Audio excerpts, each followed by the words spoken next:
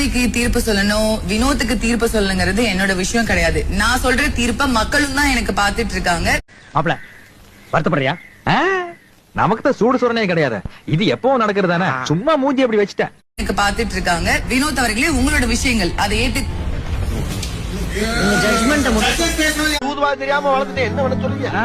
சூதுவாது தெரியாதா? அப்படிலாம் இருக்காதயா, ஏமாத்தி விடுவாங்க. ஆமாமா, மோசமான உலகம். பார்வதி எனக்கு எப்படி ஜட்மெண்ட் சொல்ல தெரியுமோ என்னால நான் அப்படிதான் சொல்ல முடியும். ஜட்ஜ்ன்றதுனாலதான் நான் அத்தடி தெய்வமே, புயல் வேகத்துல போய்கிட்டு இருக்கே, குறுக்கு எது மணலாரி வந்துடக்கூடாதா சாமி? ஐயோ போடா, லாரியோட மோசம் வந்து முதல்ல எல்லாம் ஒன்னால வர்றது.